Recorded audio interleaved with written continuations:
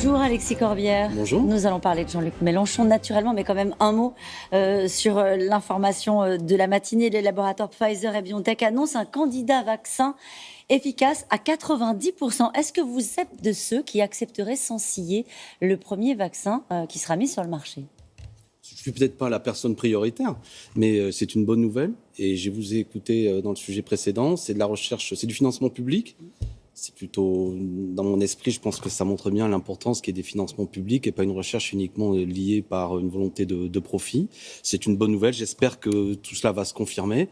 On est là face à quelque chose d'exceptionnel qui nous percute, qui à la fois, bon, le virus, bien sûr, l'origine n'est pas politique, mais je trouve aussi que le nombre de difficultés sont dues, et on va sans doute en parler, aurons-nous le temps, à des choix politiques qui ont affaibli notamment notre hôpital public, notamment notre recherche publique. J'aurais été fier que ce soit des laboratoires français qui puissent les premiers trouver le virus. C'est d'autres laboratoires. Le vaccin. Mais c'est aussi tout ça, souvent les conséquences d'une politique libérale qui fait que lorsqu'un vaccin arrive, on se retrouve quasiment percuté avec un nombre de morts très important. Un hôpital public, on le voit bien, qui même au début de la circulation du virus, était déjà fortement mobilisé, tous ces personnels, pour qu'on améliore leurs conditions de travail. Ils avaient raison. Il faut anticiper, mettre en place un plan de vaccination avant qu'il soit là, le vaccin ? Il faut travailler, il faut anticiper. De toute façon, la situation dans laquelle nous sommes là, à l'heure de ce deuxième déconfinement, ce chaos est dû à l'absence d'anticipation. Qu'avons-nous fait ? Enfin, du moins, qu'a fait ce gouvernement pendant 6 mois depuis le premier confinement ? Quasiment rien. Et on se retrouve dans une situation extrêmement compliquée aujourd'hui. Alors, dans une vidéo sur TikTok, ce qu'il est aussi sur TikTok, Jean-Luc Mélenchon s'est moqué. Il est partout. S'est moqué du couvre-feu. À contresens bébé, disait-il à Emmanuel Macron. Visiblement, cette mesure a commencé pourtant à produire ses effets dans les métropoles. C'est ce qu'a expliqué hier Jérôme Salomon.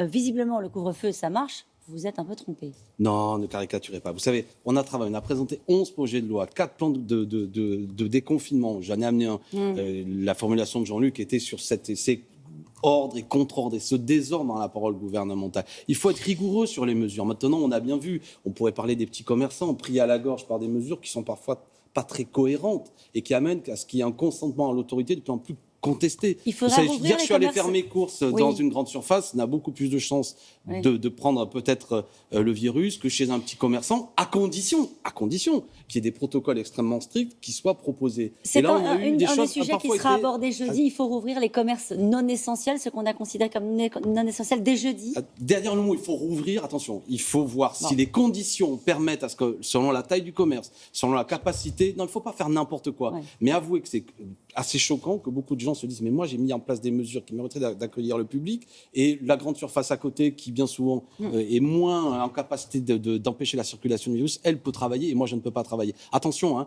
1 million de chômeurs sans doute supplémentaires, beaucoup de commerçants aujourd'hui, des petites et moyennes entreprises qui vont être sur le tapis, ça va faire mal. C'est pas du tout ce que je souhaite. Il y en a qui sont en colère, il y a les commerçants, vous l'avez dit, les restaurateurs aussi, mais il y a aussi les enseignants qui se mobilisent. Aujourd'hui, ils ont le sentiment que le respect des protocoles sanitaires, c'est pas pour l'école, les lycées, les collèges. Bien sûr. Vous les soutenez ? À fond, si je puis dire, et je pense notamment à mes enseignants de Montreuil et Bagnolet mobilisés, ils l'ont dit, le ministre n'a cessé, M. Blanquer de répéter, on est prêt, en fait on n'était pas prêt. Ils demandent notamment, pourquoi pas, des doublements de classes, et y compris des personnels éducatifs qui auraient pu être recrutés durant les 6 mois précédents pour accompagner ces dédoublements de classe. Monsieur le ministre Blanquer, il a menti. Il a dit qu'il y avait 3500 enfants qui avaient, dans le cadre de l'éducation nationale, contracté le virus. Les chiffres de Santé publique France sont de 35 000. Attention, donc je comprends. Moi, je suis moi-même enseignant, prof d'histoire depuis 25 ans. Les collègues, si je puis dire, disaient, attendez, les conditions dans lesquelles nous accueillons les élèves ne permettent pas d'assurer leur sécurité, la note, et puis d'un point de vue pédagogique, tout ça ne fonctionne pas bien. Il y a eu un 2 poids 2 mesures avec les établissements scolaires ? Indiscutablement, et M. Blanquer a reculé, si je puis dire, mais il fallait que les personnels se mobilisent pour ça. Ce n'est pas normal. Ils avaient raison de se mobiliser, je les salue, ils ont raison de dire que si on ouvre les écoles, ce qui reste discutable, parce que lors du premier confinement, le président de la République avait dit que c'était le principal lieu de circulation du virus. Cette fois-ci, on les ouvre, mais il n'y avait pas de conditions d'accueil sérieuses. Et on a vu pourtant avec une étude nationale qui a été menée que le niveau des élèves a sérieusement baissé avec le confinement. Donc elles sont difficiles à prendre, ces mesures. Bien sûr, elles sont difficiles à prendre. Moi, je suis élu de Seine-Saint-Denis, vous savez, l'affaiblissement de l'école publique, c'est déjà avant, et on est particulièrement touché par ça. Et pendant ce temps-là, Jean-Luc Mélenchon entre dans la campagne présidentielle.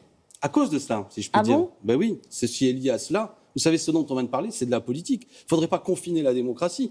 Tous les problèmes que vous venez de me pointer, et beaucoup d'autres, sont dus à des décisions politiques. Les questions que se posent les gens, le commerçant, l'enseignant, le salarié, se dit comment on est arrivé là, à l'hôpital, et pourquoi les gens sont dans cet état. C'est pour des choix politiques. Il faut faire de la politique à l'heure actuelle. Maintenant, on a des conditions un peu particulières. Vous savez, Jean-Luc Mélenchon, la France Insoumise, c'est le mouvement des grands meetings, des réunions publiques. Le confinement nous empêche de faire ça, et il faut le respecter. Alors finalement, qu'est-ce que nous faisons ? Vous savez, j'étais déjà là lors de la dernière élection. Jean-Luc Mélenchon s'était désigné candidat 15 à 16 mois avant le premier tour. Cette fois-ci, il propose sa candidature 18 mois avant le premier tour. En raison du confinement, on comprendra que ça reste dans le même étiage. Il faut faire campagne, il faut convaincre, il faut mobiliser des gens qui sont abstentionnistes. Vous dites que c'est aussi la place pour la politique, ce moment plus que jamais. Surtout faire de la politique, c'est-à-dire trouver des réponses. Moi, je ne veux pas une candidature, une campagne de rejet, mais une campagne de projet. Alors, les gens veulent savoir qu'est-ce que nous proposons. Avant d'être candidat, il s'est fixé une étape. Il souhaite valider sa démarche avec la signature de 150 000 Français. Je rappelle pour les gens qui nous regardent que le corps électoral, c'est 48 millions de votants. Ouais. C'est-à-dire qu'il dit en gros que ce serait une validation populaire avec 0,3% du corps électoral. Caroline Roux, il ne prend pas beaucoup de risques. Mais attendez, vous permettez ce que nous avons présenté, raconter toute l'histoire, si je puis dire. Nous proposons, pour être candidat à l'élection présidentielle, aujourd'hui, c'est 500 grands élus notables qui peuvent soutenir votre candidature. Nous, on reprend une idée de Lionel Jospin dans une commission à laquelle Mme Bachelot a participé, qui propose aussi qu'il y ait 150 000 citoyens qui puissent parrainer un candidat. Donc Jean-Luc Mélenchon propose, dans la continuité de cette idée de la commission Jospin, si 150 000 citoyens me soutiennent, ça va être une bonne manière d'entrer en campagne. À l'heure où nous parlons, en 24 heures, déjà plus de 100 000 personnes nous soutiennent. C'est plié. Non, mais ça démontre qu'il y a une dynamique. Moi, je me souviens, j'ai parlé de 2016, en 24 heures, on en avait eu 20 000. Là, cette fois-ci, 5 fois plus. On avait mis plus de 2 mois à avoir plus de 100 000. 100 000, c'est bien, c'est significatif, mais évidemment, ce que nous cherchons... C'est une primaire à lui tout seul, en fait. Mais non, écoutez, la primaire, elle a fait 6% la dernière fois, d'accord ? La primaire, elle a amené à ce que M. Valls, qui avait signé, qu'il soutiendrait le vainqueur de la primaire, a trahi sa parole, et ainsi de suite. La primaire, ça a été un chaos. Le seul qui a fait un score significatif, qui est arrivé en tête des candidats de la gauche la dernière fois, s'appelle Jean-Luc Mélenchon. Donc il a une responsabilité. Pourquoi il part si tôt et tout seul ? Et tout seul. À 100 000, on est tout seul. Dites donc, j'aimerais bien que... Vous savez, tous ceux qui nous critiquent... Vous savez très bien ce que je veux dire. C'est-à-dire sans les partenaires de la gauche. Pourquoi ils ne viendraient pas ? Nous en discutons. C'est qui ? Vous savez, on l'a démontré la dernière fois. La dernière fois aussi, le Parti socialiste, celui qui aujourd'hui crie le plus fort, M. Faure, est le responsable du chaos. Qui c'est qui nous critique aujourd'hui, à part le Parti socialiste et les macronistes ? Quelque part, moi je suis plutôt content. Les macronistes ne sont pas contents. Bon, qu'est-ce que vous voulez que je vous dise ? Les mêmes macronistes qui disent aujourd'hui qu'il ne faut pas faire campagne, mais quand la ministre de la Santé est allée faire campagne à Paris, en pleine crise du Covid, ils n'ont trouvé aucun problème. Ça n'est que de la mauvaise foi et de la trouille, je vais vous dire, de la trouille. Ils ont la trouille de qui, de vous ? Non, mais d'une campagne qui est en train de prendre forme. Mais que les choses soient claires. Elle s'adresse aussi à bon nombre d'autres forces. Je pense à mes amis communistes, à des amis écologistes, à beaucoup d'intellectuels, à tous les gens qui ont envie, malgré tout, aujourd'hui, de ne pas être confinés, comme je disais tout à l'heure, sous la pression de ce que fait le gouvernement, de la peur, mais aussi d'un projet politique. Vous croyez qu'il peut être le candidat du Rassemblement ? Juste, vous parliez d'Olivier Faure, il a estimé que le chef de l'État s'était ouvert une bonne bouteille dimanche soir grâce à vous. C'était une bonne nouvelle pour l'Élysée d'avoir une candidature de Jean-Luc Mélenchon. Qui est Olivier Faure ? L'ancien directeur de cabinet de François Hollande. Olivier Faure, je vais vous dire, c'est François Hollande, les petites blagues en moins. Bon, c'est pas Olivier Faure qui va nous mener vers la victoire. Il a empêché le Rassemblement en 2017. Il a voulu que Benoît Hamon se maintienne, alors que, précisément, c'est ça qui a fait déboucher une bonne bouteille et même des caisses entières à Emmanuel Macron. Alors, Olivier Faure, il va nous expliquer d'abord qu'est-ce qu'il fait depuis 3 ans, j'en sais rien, mais ceci dit, on peut se regrouper. Mais avec Arnaud Montebourg, par exemple ? Mais pourquoi pas ? Moi, j'aime beaucoup Arnaud Montebourg. La démondialisation, la 6e République, c'est notre projet. Oui, il a fait un livre, L'engagement. J'ai dit, Arnaud, engage-toi. Mais j'ai pas envie de prendre les gens en otage. Nous, on a d'abord une dynamique populaire à créer. Je vais vous dire, on n'est pas des têtes brûlées. On verra si ça ne marche pas. On tiendra compte de la situation. Ça veut dire quoi, ça ? S'il n'y a pas cet enthousiasme populaire, on peut trouver d'autres solutions, de discuter. Mais à comment est-ce qu'on voit l'enthousiasme populaire dans les sondages ? Je vous ai dit déjà 100 000 personnes ça, qui disent « Ça, vous les aurez, c'est plié. » Non, mais vous ne croyez pas que c'est comme ça. Vous savez, nombre de gens que je connais dernièrement qui ont fait des appels au Rassemblement, ils ont fait 40 000 signataires. 113 319 signatures ce matin à 7h. C'est l'attestation CQFD. Voilà. Donc, il y a des gens qui sont disponibles pour faire cette campagne. Mais il faut aussi que cette campagne, elle rassemble des forces. Vous avez évoqué des partis politiques, j'y suis favorable. Vous évoquez... Vous savez, je vais vous dire une chose. Il ne faut pas à la fois de division artificielle, mais pas d'unité superficielle. Se mettre d'accord avec des gens qui sont qui veulent nous refaire du François Hollande, on n'y arrivera pas parce qu'on n'est pas d'accord. Mais en même temps, on ne va pas non plus nous diviser avec des gens dont on pense la même chose. Elle sera différente en quoi, cette campagne de 2017 ?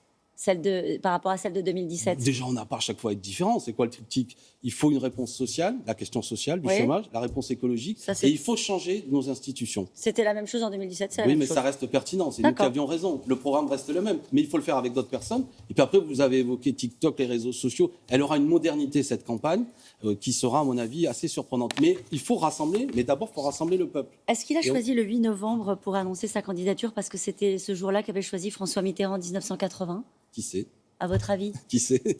Quoi? Non, mais pourquoi pas? Mais vous savez, ce qu'il y a d'intéressant à retenir, non, il ne faut pas se comparer, mais François Mitterrand aussi a mis 2 fois avant d'être élu. Il y a peut-être là un clin d'œil. Quand même. Allez. Mais non, mais c'est vous qui avez fait le signe, puis vous me tendez la perche. Merci. Non, mais vous savez, ce qui est important, c'est est-ce qu'on est utile à la période? Et les gens, ne vous résignez pas, il faut maintenant un projet.